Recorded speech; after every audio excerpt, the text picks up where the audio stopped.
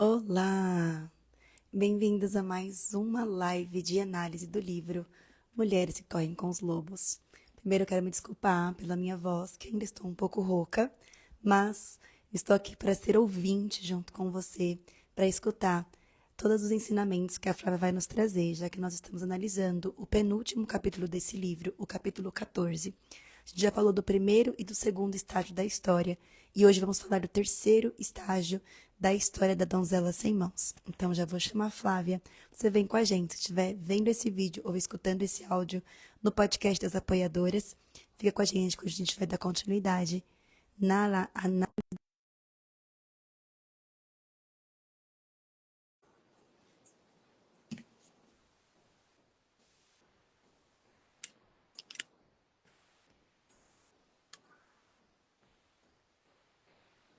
A Flávia entra aqui para falar com a gente.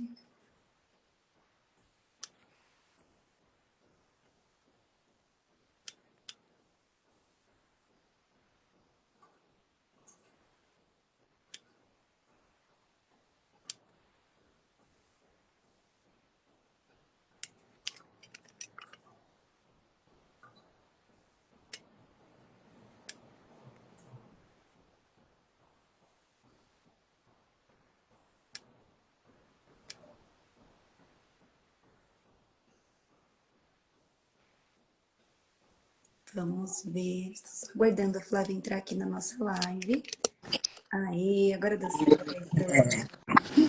Estava pedindo, não estava entrando. Tudo bom, Carol? Boa noite, Alcateia. Tudo bom? Boa noite. Então, hoje, mais uma vez, a palavra fica com você, já que a minha voz não está muito boa aqui, mas estou atenta, escutando, e vou trazendo, né, qualquer dúvida que eu tiver no meio do caminho, já que a gente vai continuar a análise do capítulo 14, falando agora da perambulação. Bom, melhoras, Carol. Obrigada. Vamos falar um pouquinho sobre a perambulação no capítulo 14. A gente está falando ainda sobre o capítulo da donzela sem mãos.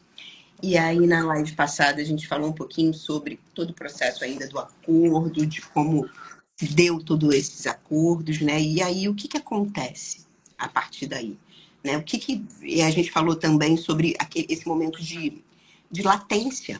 O que é o momento de latência? Aquele momento que as coisas não vão se desencaixando, que a mulher ela está sentindo que tem alguma coisa de errado acontecendo, mas ela não sabe o quê, porque lá no fundo dela, a alma dela está chorando. E isso não está ainda claro aqui fora. Ela não entende por que esse choro. Então, ela fala sobre as coisas quando começam a ficar um pouco sem graça. Você começa a olhar para as coisas assim, fica um pouco sem sentido, você sem saber o que você deseja de verdade, você sem saber o que você quer de verdade. E você entra dentro desse período, né, que você está, na verdade, sentindo alguma coisa ali dentro de você, está sentindo que vai quebrar, que vai morrer, que vai deixar de existir, ao menos como você conhece a partir de então. E aí, o que é essa iniciação? Por que essa iniciação é tão forte? Porque nessa iniciação a gente quebra a nossa ilusão. A gente quebra a nossa ilusão sobre as coisas que estão acontecendo de uma maneira geral. A gente acaba tendo um contato com algo que está marcando a gente, que a gente perde a, aquela sensação de segurança, ou de completude, ou aquela sensação de realização. Até que o momento chega e você tem contato com aquilo de alguma forma, com aquilo que você precisa ter para ir para o submundo, para ir para o andar de baixo. E isso pode ser através de uma descoberta de uma traição, isso pode ser através de uma percepção de inadequação, de que, olha, Carol, caramba, percebi que psicologia não é o que eu queria para mim, isso aqui, sabe, não está mais fazendo sentido, realmente vou ter que... E aí acontece o momento da morte. Mas o que é essa perambulação após a morte, né? Desde o início, quando a gente está falando sobre a alma que tá gritando ali, que está chorando e que não está conseguindo ser ouvida, eu estou falando sobre um ecoar interno muito profundo, de que alguma coisa não tá indo bem. O nosso choro, ele é importante, ele é curativo, porque ele resgata a gente ao contato com nós mesmos. Ele resgata a gente com contato com essa alma, que tá ali pedindo voz, que está ali pedindo espaço. E enquanto a gente está dentro dessa dinâmica do choro, a gente, a gente ainda está em contato com nós mesmos. O perigo acontece quando a gente não entra em contato com o nosso choro, quando a gente não percebe que tem alguma coisa errada e meio que se acostuma a viver nessa infelicidade. E se acostuma a viver de uma forma que não está legal. E não escuta os seus alarmes internos que estão gritando, que estão brigando, que estão de alguma forma ali movimentando para te mostrar que algo de errado existe.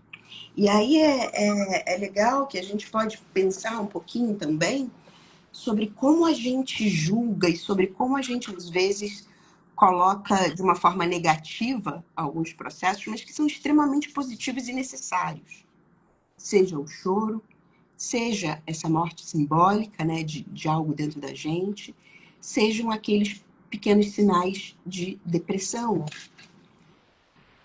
E aí vou até fazer uma pequena observação, né?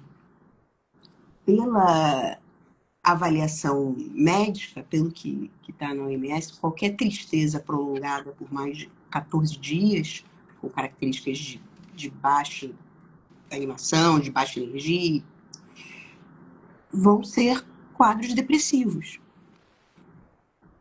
Isso não quer dizer que todo quadro depressivo ele precise de um tratamento. Todo quadro depressivo precisa de um tratamento medicamentoso.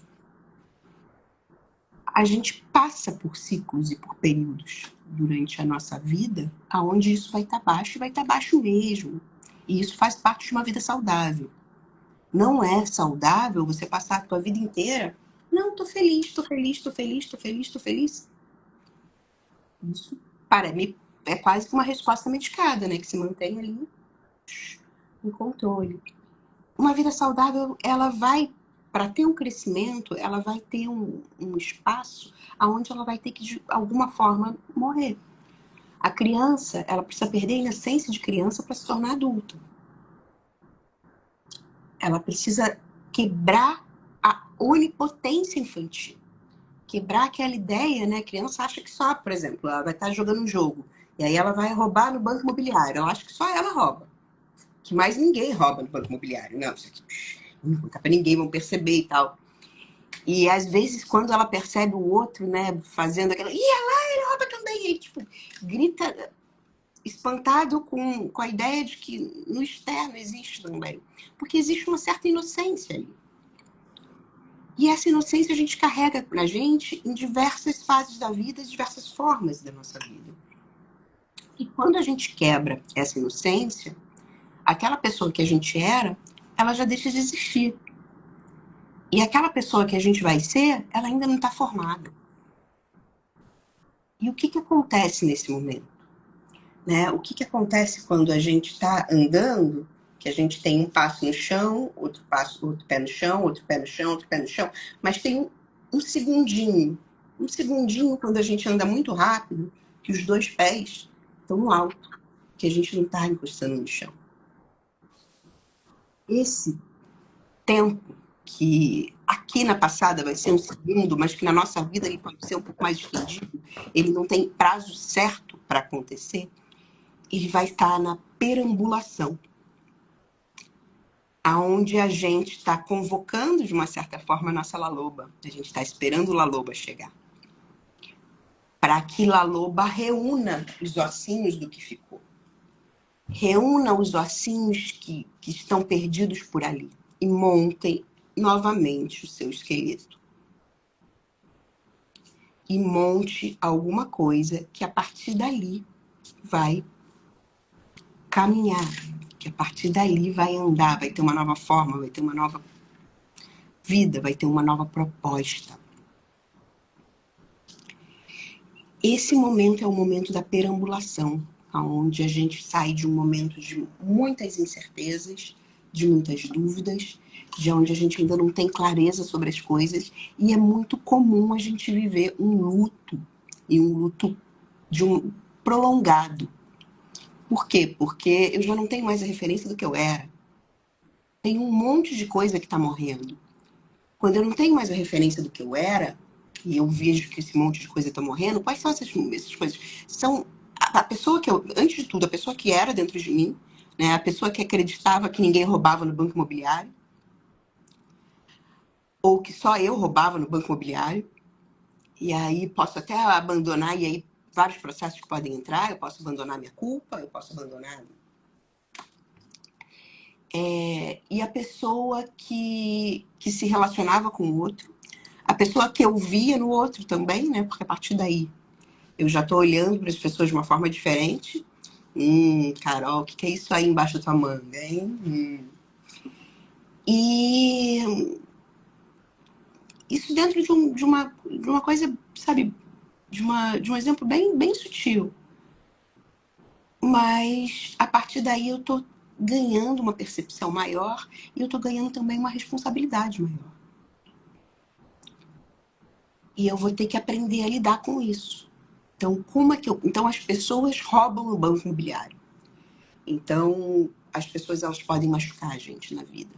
Então, é possível que existam pessoas mais que queiram falar mentiras e que queiram conduzir a gente sim.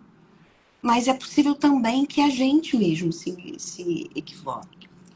Que não necessariamente existe uma má intenção do outro, mas que a gente entre equivocado e crie fantasias e crie um cenário de projeção. Um cenário que que diz muito mais sobre o que a gente quer ver do que sobre o que a gente vê de verdade. E todo esse cenário muda quando eu quebro as lentes da ilusão que estão dentro de mim. A face do outro também muda para mim. Existe uma série de transformações em curso. E essas transformações elas estão acontecendo todas ao mesmo tempo. Então você começa a sentir que você está perambulando, que você está caminhando sem... Eu não sei para onde eu estou indo, mas é importante que você perambule. É importante que você não pare. É importante que o movimento continue para que as coisas se encaixem no lugar. Para que aos pouquinhos você vá percebendo aonde colocar aqueles ossos quebrados, aonde colocar aqueles ossos que você não quer mais, com que ossos você vai montar seus novos esqueletos. Para que você perceba e para que você elabore sobre o que você era, sobre o que passou e sobre o que você quer construir. E como você quer construir. E como construir esse algo novo, mais contingente com a realidade e menos dentro da ideia imediatista ou fantasiosa de que eu, de alguma forma, posso ter controle sobre tudo ou que, de alguma forma, eu posso perceber ou não querer perceber da vida que eu quero ter. Já começamos jogando hoje, né? Já, eu anotei uma coisa aqui, né? Na verdade, bem no início desse estágio, eu vou ler, tá, gente? Me perdoem aí esse tom de voz difícil, que às vezes algumas palavras não saem direito. Vamos lá. Aqui tá assim, né? No início, onde ela traz a explicação.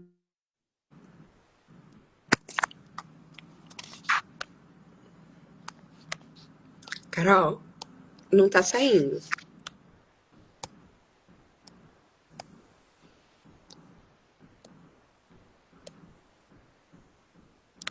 Carol?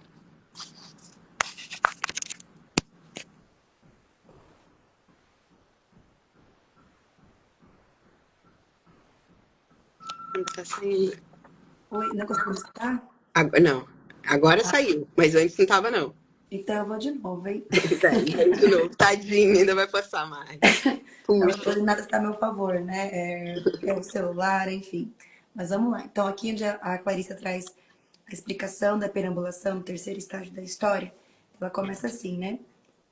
A iniciação é o processo pelo qual desistimos da nossa inclinação natural para permanecer inconsciente e resolvemos que, custe o que custar, sofrimento, luta, persistência, iremos perseguir a união consciente com a mente mais profunda, o self selvagem.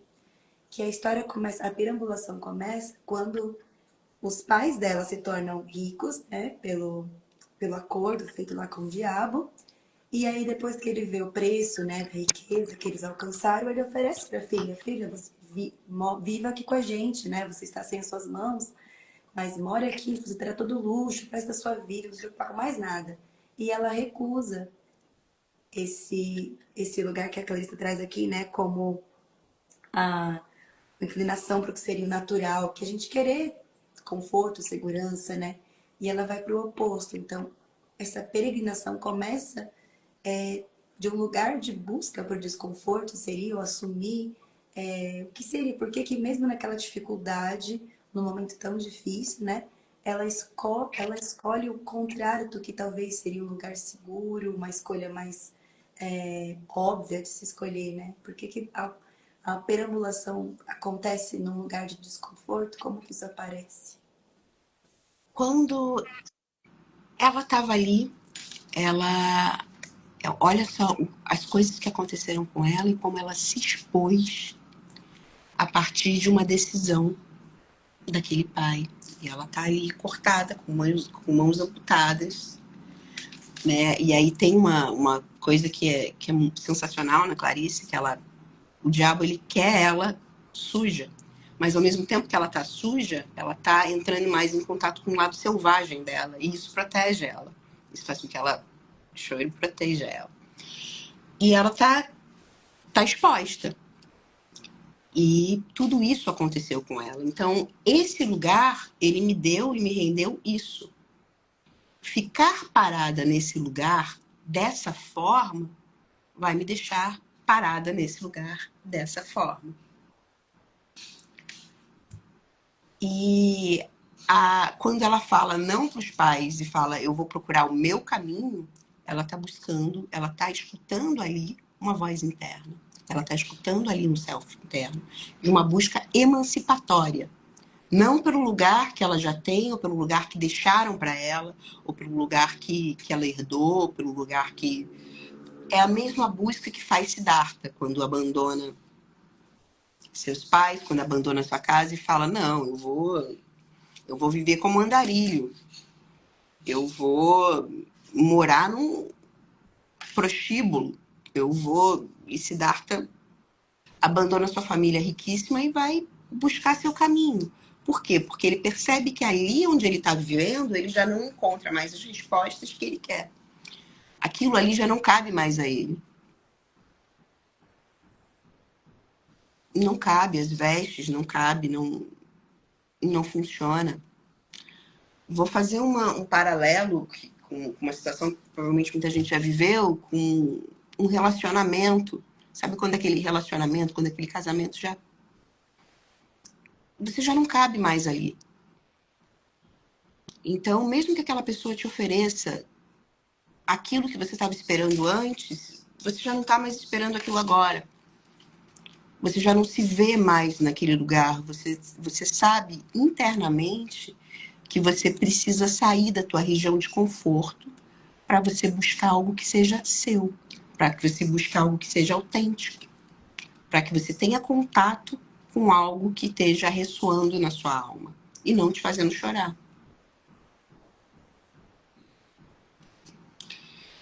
E para isso é preciso coragem.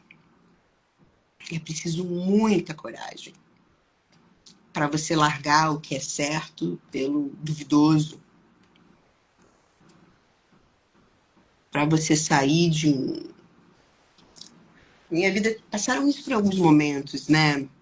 Então, por exemplo, eu saí de um concurso público, saí de um concurso da Petrobras, onde eu tinha quase 20 anos de empresa, para apostar na carreira de terapeuta. É um salto, é um pulo.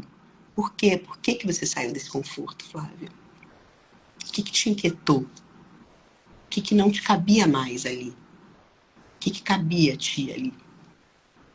Né? No meu processo tiveram N nuances e situações, mas é um momento em que você precisa se emancipar e buscar realmente sua guia. Para onde a minha bússola está me mandando ir de verdade? O que eu estou querendo? Eu já sei o que eu consigo nesse lugar, eu já sei o que acontece nesse lugar, eu já sei como as coisas funcionam. E não é que eu não goste, não é que sou grata.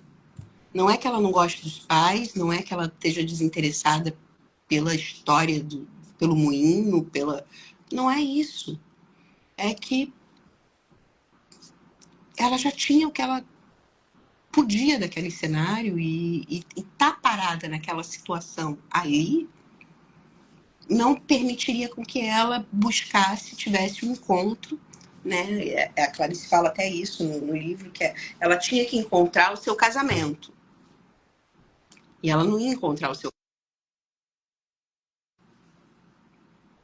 Então ela precisava caminhar, ela precisava abandonar aquele lugar confortável e cômodo, mas conhecido, que já não tinha mais desafios para trazer para ela, que não tinha, quer dizer, desafios, né? De quê? De você sustentar a dor de estar ali amputada. Mas não contemplaria mais a grandeza. É o sair da casa dos pais mesmo. Como é que é? Como é que foi para você o processo de sair da casa dos seus pais, né? Não é... Tem gente que sai brigada, tem gente que não, tem gente que, assim, tem vários cenários, mas não é necessariamente uma coisa que passe pela raiva dos seus pais ou por um desentendimento ali, mas por uma necessidade de liberdade, de autenticidade, de construção de identidade e do seu espaço. Para a gente conseguir segurar o novo, a gente tem que abrir mão do antigo. E às vezes, nesse meio tempo, nesse espaço, nesse gap, a gente fica sem nada nas mãos. E tudo bem. O importante é que a gente está aqui, né? E as coisas elas vão se encaixando, vão se colocando e vão se redefinindo. Eu quero até fazer um paralelo. Todas as histórias de evolução espiritual incluem uma peregrinação. Assim, a história de Jesus, de Buda, aqueles que deixam suas famílias e um ambiente familiar e um ambiente bom, né? Aqui existia algo ruim, né? Jesus não tinha uma questão com seus pais, tinha muito amor ali, mas mesmo assim ele deixa os seus pais para peregrinar e assim alcançar a sua evolução espiritual, né? Cumprir a sua missão, viver o seu propósito, mesmo sendo contra aquilo que seus pais desejavam para ele, que seria um lugar de segurança. Assim, Buda, né, na sua história, o príncipe que abandona o reino para buscar a evolução espiritual e atingir. E entre outras histórias, né, a gente for buscar em diferentes culturas, o quanto que essa perambulação é essencial para todo o processo de evolução. E é interno, né? Por isso que Clarice traz pra gente que é o caminho do... É um caminho profundo, né? É esse encontro com o selvagem mesmo, porque nossa natureza é mais profunda. Como que a gente vai alcançar algo desconhecido, mas que existe, como se existisse uma sabedoria interna que te dissesse que você precisa fazer aquilo. Você precisa romper esse relacionamento, você precisa sair da casa dos seus pais, você precisa mudar, sair desse trabalho, você precisa sair da sua cidade, você precisa fazer um movimento que ele é muito incerto do seu futuro, né? Você precisa sair desse futuro certo para um futuro incerto, porque sem esse movimento não existe mais aprendizado, existe algo que precisa crescer e evoluir, mas que sem esse movimento você precisa perambular um pouco, né? Você E precisa aí, criar tem espaço. dificuldades como a personagem da história tem suas dificuldades, né? E ela tem esse espírito que guia ela, que eu, na minha visão, vou chamar ele de intuição. Como você chamaria esse espírito, Flávia, que guia e protege a donzela, né? Até ajuda ela a saber por onde ir, como se... Eu acho que é por aí mesmo. É a intuição e é o self-selvagem dela. E eu acho que é uma coisa de alma, né? Uma coisa de alma mesmo ancestral, uma sabedoria que está além da nossa consciência. Uma sabedoria que talvez a gente importe de uma consciência coletiva, mas que tá, que tá ali latente, que faz com que a gente saiba mais ou menos, né, o que fazer, pelo menos uma direção, um sentido. Eu não sei se já aconteceu com você, Carol, de passar por uma situação muito difícil e inesperada, por exemplo, um acidente de carro, de trânsito, e aí você de repente se vê uma situação completamente inusitada, você não sabe o que fazer. E aí parece que vem uma voz interna dentro de você, sai daqui, sai do carro, ou solta o seu cinto, ou é o teu eu mais interno lá que está falando diretamente com você. O desespero tirou as vozes conscientes programadas e abriu espaço para uma sabedoria que não está participando e que não é acionada por um esforço mental imediato.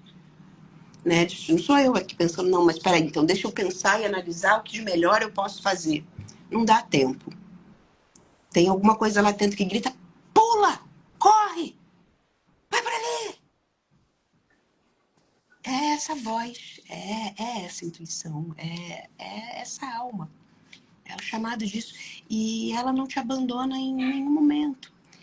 E nos momentos mais difíceis, às vezes, de processos pessoais nossos, ela também é acionada, ela também fala, ela também mexe com a gente.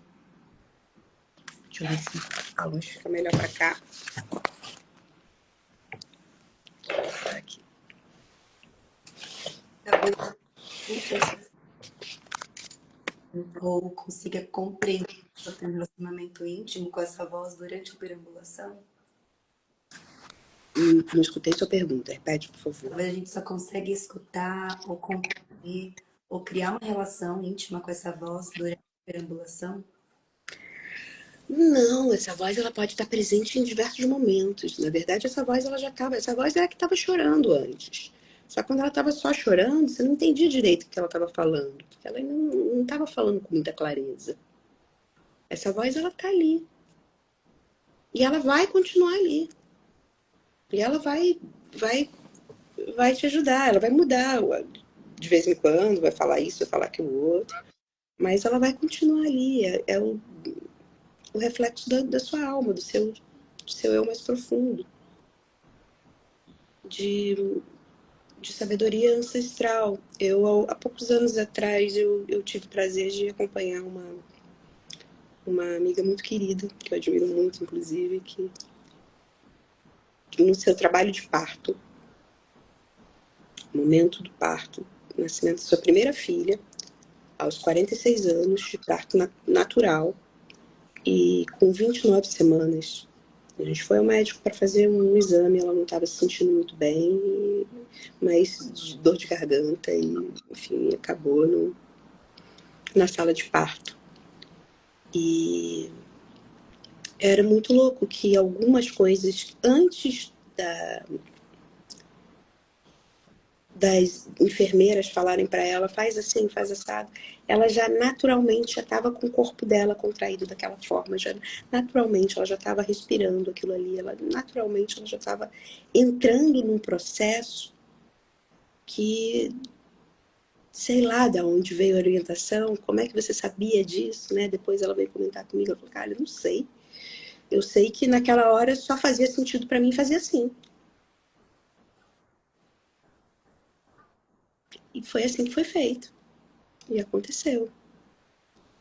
É a gente além de respeitar esse tempo de perambulação, de respeitar a nossa necessidade, né? A gente tem uma coisa muito subserviente de achar que o rebelde, que o transgressor, ele é, de alguma forma, imaturo, ou a gente associa muito a fase da adolescência, o que de fato na adolescência a gente vive processos como esse, é natural, uma fase para isso, mas isso tem muito mais a ver com o processo de amadurecimento do que com estar imaturo. Se eu não me permito romper e construir novas coisas, eu, de uma certa forma, estou aprisionada. E eu estou também com o meu conhecimento limitado a uma complexidade desse aprisionamento. Eu estou deixando de crescer, eu estou deixando de amadurecer, eu estou deixando de me libertar. Às vezes é necessário sair de uma relação, sair de uma profissão, às vezes é necessário sair de uma casa, às vezes é necessário sair de uma situação interna que a gente se coloca, de pressão, de dúvida, de dor, de desafio. E é preciso acolher e reconhecer que o ir peregrinar, ele não é necessariamente um fugir.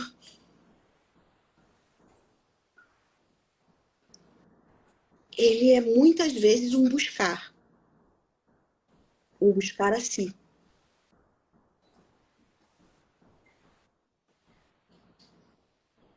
Um buscar uma autenticidade e dar vozes a algo seu interno que está querendo gritar ali.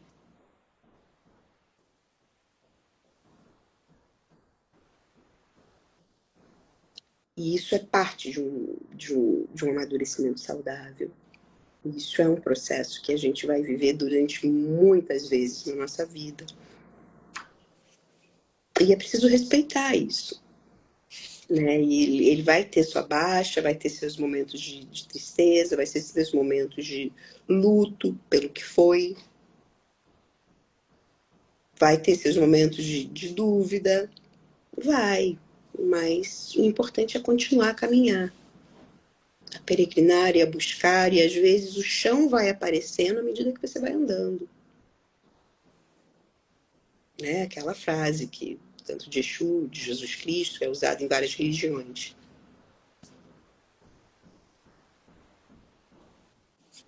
Eu abri aqui os comentários. Quem estiver escutando a gente ao vivo e quiser fazer alguma pergunta, alguma citação aí, pode ficar à vontade. Também depois lá no nosso grupo, nos comentários do vídeo. Lá no YouTube também, a gente depois, né, traga os comentários para o grupo, se tiverem.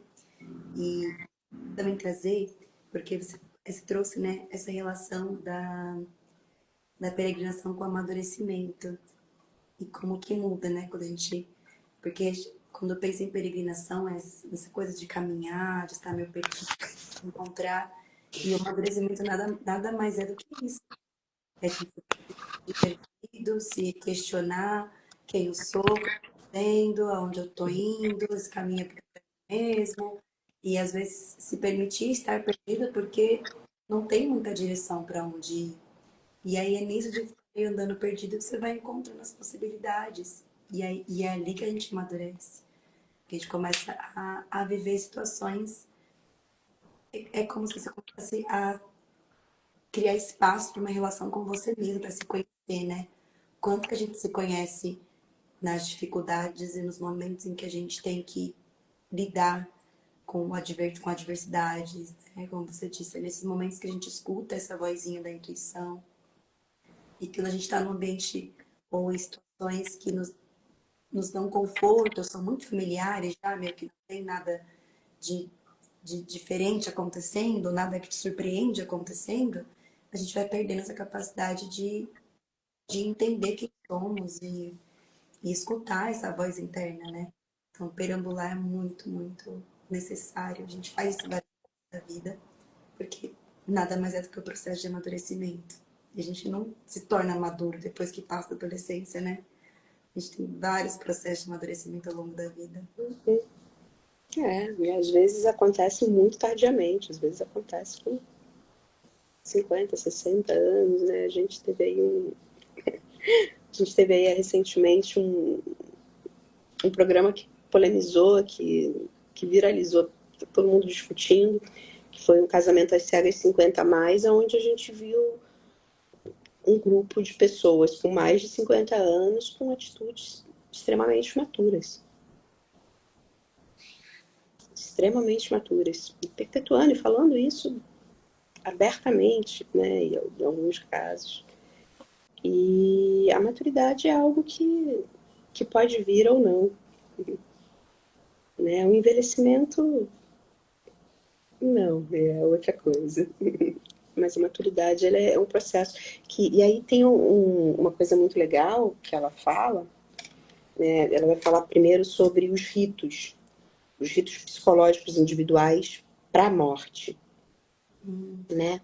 De como é que a gente ritualiza, de uma certa forma, as nossas mortes. Como é que a gente ritualiza, seja aí o fim de um casamento, seja o fim de um ciclo.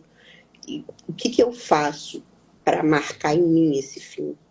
Como é que eu marco? Como é que eu aproveito meus últimos momentos ali? O que eu guardo? Como é que eu levo? Será que eu procuro ficar mais tempo com as pessoas possíveis? Procuro refletir mais sobre aquilo, tentar vivenciar aquilo sobre um novo lugar, uma nova perspectiva? Existem várias formas de fazer isso. E aí, depois desse momento, eu vou ter a ruptura e eu vou começar a minha peregrinação. E começando a minha peregrinação como um todo, eu vou construindo, vou descobrindo o meu caminho. O que o peregrino faz? Ele segue. E ele vai construindo e vai percebendo o que vai acontecendo a cada passo do caminho. Vai encontrando uma nova realidade. Porque a partir do momento que eu dei um passo, eu já não estou mais no mesmo lugar que eu estava antes. E se eu estiver no mesmo lugar que eu estava antes, o meu ângulo de visão das coisas ele vai ser tão limitado quanto ele era antes. Se eu dou um passo à frente, eu já tenho outro ângulo de visão. Se eu dou 2 passos à frente, e por isso é importante você seguir caminhando, para você descobrir novas possibilidades.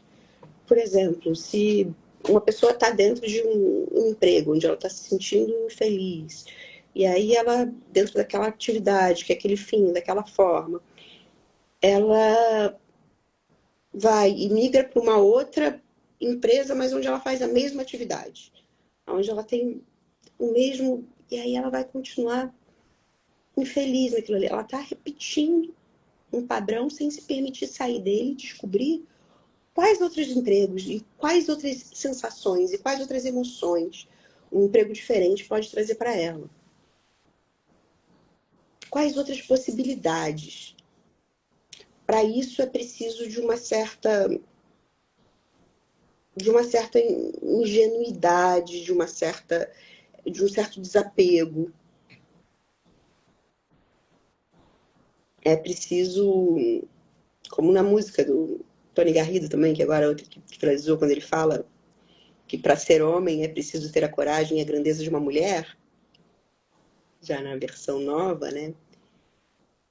Ele tem que abandonar um pouco da criança que ele era para poder assumir essa sua versão mais madura.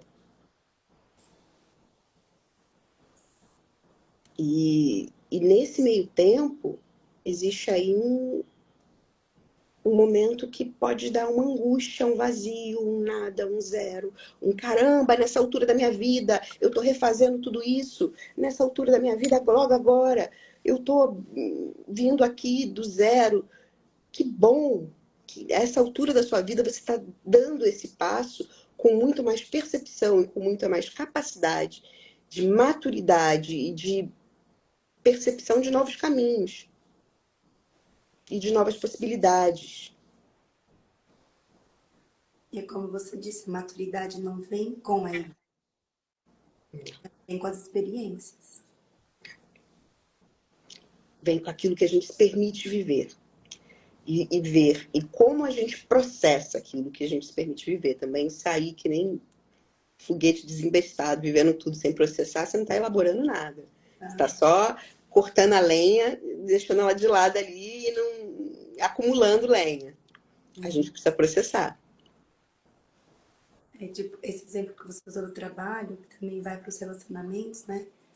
A gente vê um relacionamento com várias falhas e questões, a gente sai dele e tenta buscar só mudar o personagem, mas repetir a mesma história. Já que eu não deu certo com aquela pessoa, então eu vou fazer com a outra pessoa. E eu vou buscar o mesmo sonho, a mesma ideia, o mesmo objetivo. Eu não aprendi nada com aquela. Então eu vivi a experiência, mas não a processei. Só tô dando da continuidade, seguindo, né? Eu não tô me permitindo perambular, que é ver, me questionar, olhar para mim, escutar a voz interna, né? Desapegar, para aí sim começar uma nova história, né? E aí nessa nova história não manter os meus apegos do que eu já quis ou do que eu idealizei, mas entender o que pode ser diferente. Se aquela experiência que eu idealizei ela não foi tão positiva para mim ou não cheguei aonde eu queria, e se eu tentar um outro caminho agora, né? Se eu tentar uma outra experiência me levar. Não tentar repetir, né? O mesmo trabalho, só muda a empresa. O mesmo modelo de relacionamento, só muda o parceiro, a parceira. E a gente vai se permitindo viver experiências diferentes, né? Assim, um padrão que se repete muito, por exemplo, são... Um exemplo, uma pessoa que tem uma relação com uma pessoa abusiva, vive uma relação abusiva. E aí ela termina e vive outra relação abusiva, e aí entra em outra relação abusiva. E aí, às vezes, isso, infelizmente, é comum.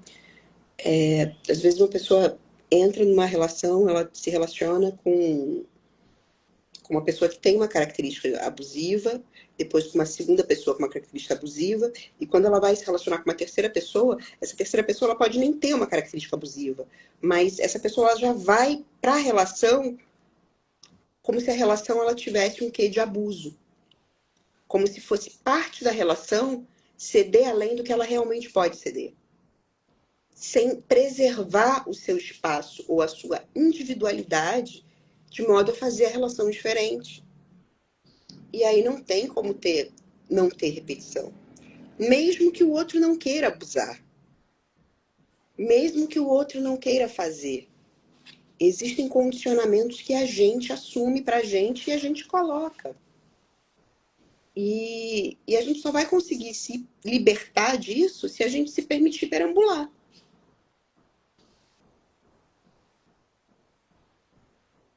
Se a gente permitir vivenciar o que existe no mundo. O que está acontecendo por aí, o que é. E aí eu vou elaborar a minha opinião, e aí eu vou, talvez, reavaliar os meus direcionadores, as minhas bússolas, o meu norte, o meu plano, e identificar para onde eu quero ir, a partir de uma nova perspectiva.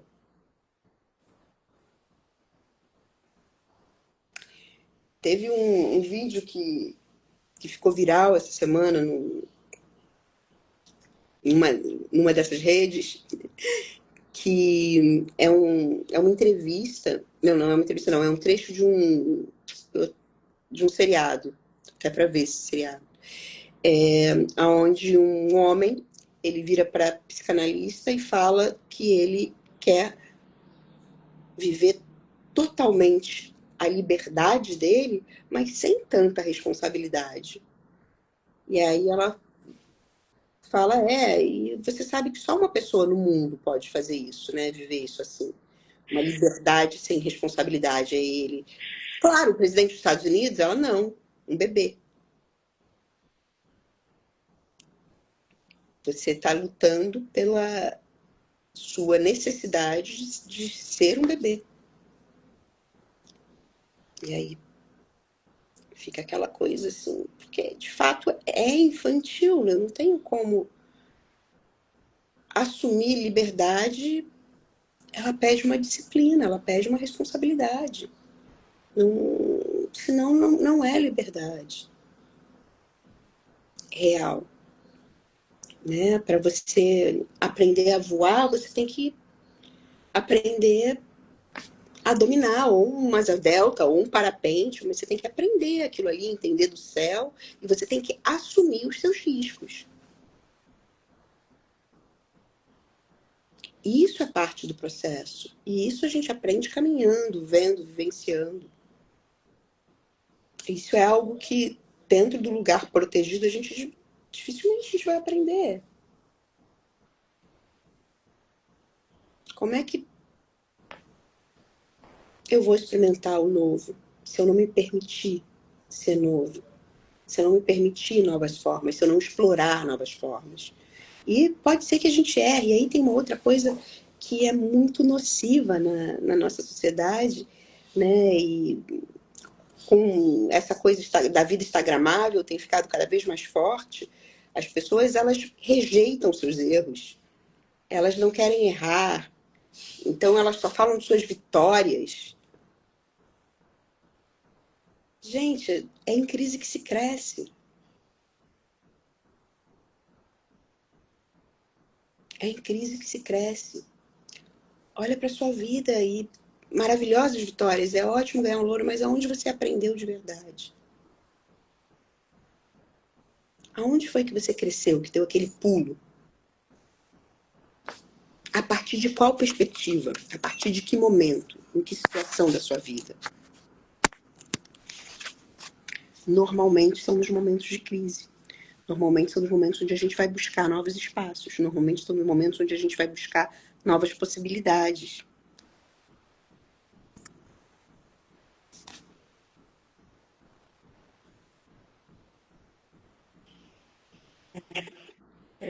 Isso é fácil. Não é fácil, né? Mas isso não quer dizer que não seja gostoso e também recompensante. Se falassem para você antes de andar de bicicleta o quanto era legal, o quanto era gostoso andar de bicicleta, talvez você não entendesse nunca. Uhum. E não tem como aprender sem tomar, sem correr riscos de cair. Teus tombos, é parte do aprendizado. E a gente precisa aprender a abraçar isso e aprender com isso de verdade. E acolher nossos tombos, acolher nossos momentos de, nossa, e que bom que eu caí, porque é sinal de que eu estava tentando. Se eu não tentasse, eu não ia cair. Né? Tem uma frase de peão mesmo, de obra, que é, como é que é? Só não erra quem não trabalha.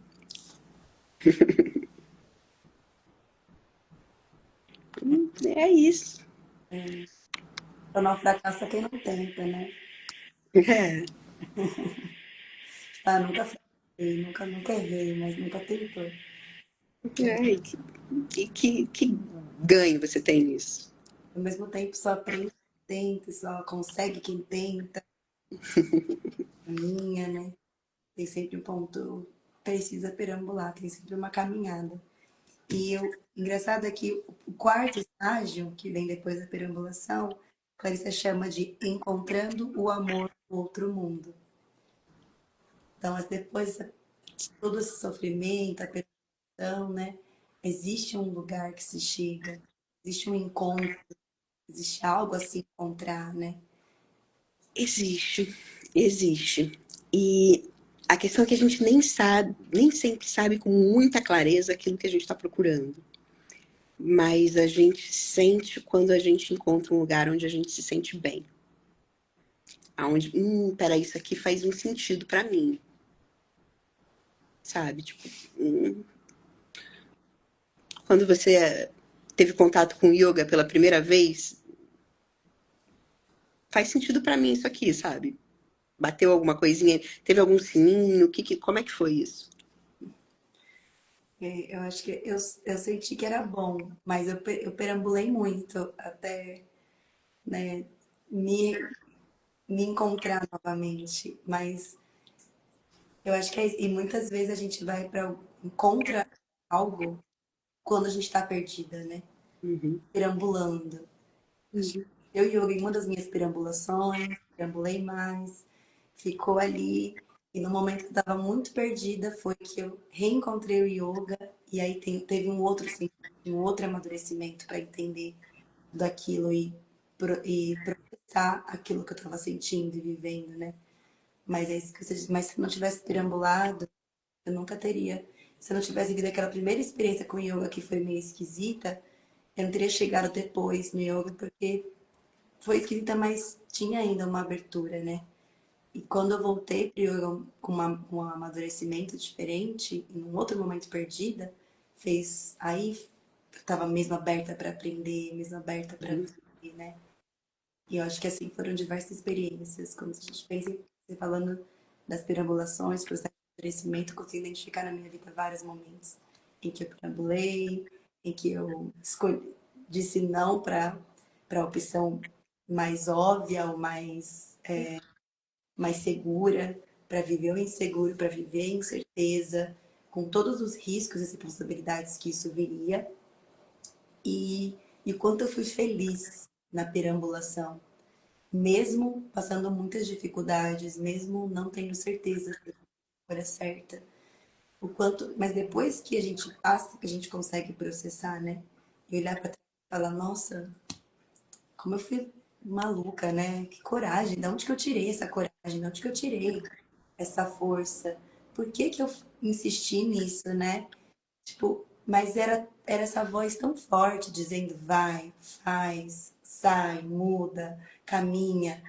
E se for buscar lógica, a lógica é ficar onde você tá, é ficar no seguro, é ficar na certeza, né? Não que seja bom, mas só parece mais lógico assim, estar ali. Mas não, tem muita, é tão incrível o outro lado, né?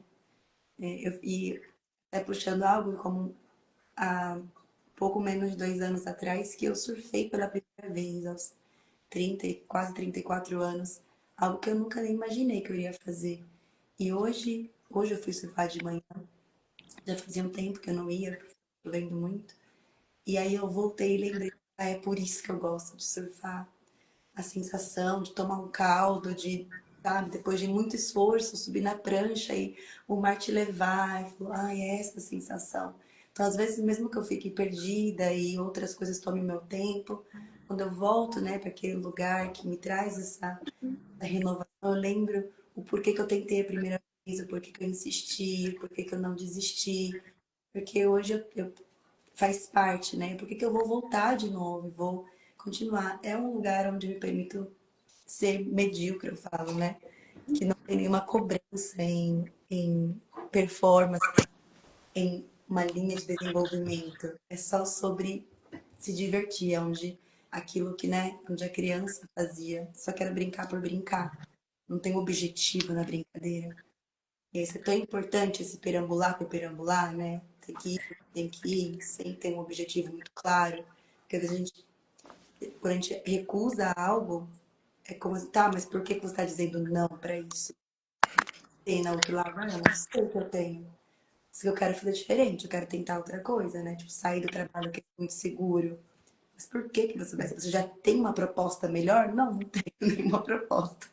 Mas eu só quero experimentar algo diferente. Eu quero, talvez, E é assim, é, quero tentar entender o que eu tô querendo. Fazer que isso aqui já não é mais, não me encaixo mais. Já não é o que onde eu consigo evoluir, continuar aprendendo. Pra mim já é. a transgressão, ela é o oposto da reprodução. Ou eu estou reproduzindo, ou eu estou transgredindo. Mas eu posso passar a vida inteira reproduzindo. E o legal, o saudável é que a gente possa reproduzir, transgredir, para reproduzir melhor, para transgredir de novo e assim siga. Bom, Assim, encontrando os nossos caminhos. Isso é uma observação, Carol. Às vezes, a gente pode até voltar e decidir na nossa peregrinação a estar no lugar que a gente veio, mas a gente não vai estar no mesmo lugar. E a gente não vai também, né? Não vai ser a mesma coisa. Por exemplo, que você pode, poxa, essa relação acabou, não faz mais sentido, eu preciso terminar essa relação, você segue solteira, tal. Daí passa um tempo, você, putz, mas aquela pessoa ainda tá aqui, ainda tá latente, tal. E aí você vai e volta naquela relação. Mas você volta diferente. Mas você volta de outro lugar e você encontra a pessoa lá em outro lugar também, capaz de criar uma nova relação. Aí você transgrediu também. Aí você também seguiu. Isso também pode acontecer. Assim, o mundo é uma complexidade, um encadeamento infinito de possibilidades. Que bom. Que bom. Bom, eu até li aqui o comentário da Cacau. No erro a gente aprende, então se até no erro a gente ganha, não existe derrota. Sempre há um Exatamente. aprendizado, sempre há uma experiência, sempre há um amadurecimento. Essa coisa de derrota, de tudo que a gente está colocando na nossa vida, de derrota, de certo e errado, não sei se estava no caminho certo, não sei se... é importante que a gente preste atenção e que a gente perceba de onde vem. Que referência é essa? Porque é ganho, porque é derrota. Quem bota alguém no pódio? E a partir de quê? A partir do que eu quero e do que eu decidi? Ou a partir do que eu acredito que a sociedade está me dizendo? Ou a partir do que eu acho que fulano pensou? E quem é fulano para eu dar algo tão importante como o edital da minha vida? Como é que eu vou terceirizar isso? Ô, Carol, escreve aqui para mim, por favor, o edital de como é que eu posso ser? Não, não dá, porque você tem as suas prioridades, você tem a sua perspectiva, você tem o seu ponto de vista.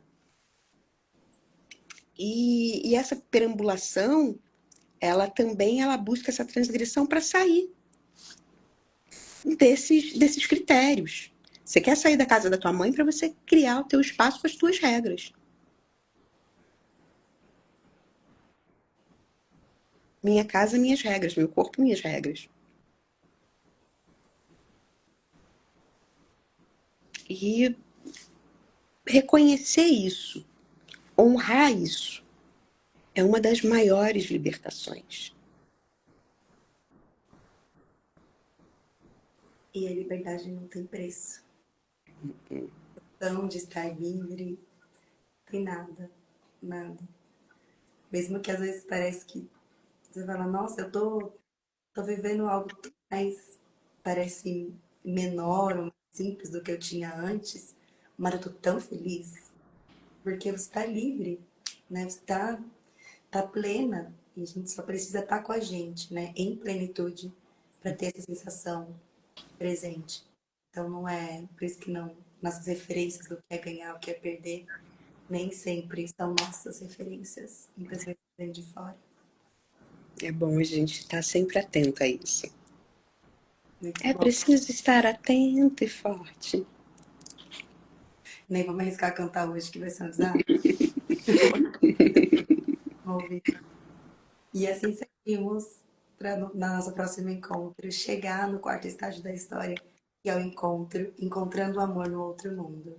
E a gente vai ver essa história que é tão profunda e que marca esse penúltimo capítulo, que é praticamente o último, né? Porque o último capítulo, ele é bem conclusivo, bem curtinho, mas o capítulo que eu diria é principal do livro aqui, que a gente vai se debruçar sobre ele. É o capítulo que costura tudo. Exatamente. E vamos Então, um beijo grande para todos vocês e nos encontramos com amor na próxima live. no grupo também lá. E teremos encontro com as apoiadoras em breve. Então, se você ainda não é uma apoiadora do Clube do Livro, você pode apoiar esse projeto por só R$ 10 e participar dos nossos encontros, das nossas aulas com a Flávia. Esse momento desse encontro vai ser bombante, assim. Tem todos os outros lá gravados já, um podcast exclusivo, tem os vídeos. Vocês podem participar ao vivo, né? Mas, ó, são oportunidades únicas. Essas conversas diretas com a Flávia, fazer perguntas, participar e escutar tudo que a Flávia compartilha com a gente. Eu vou estar lá, eu espero vocês também. A gente se vê no próximo encontro, Flávia. Até logo e Um beijo beijo. grande. Tchau. Tchau.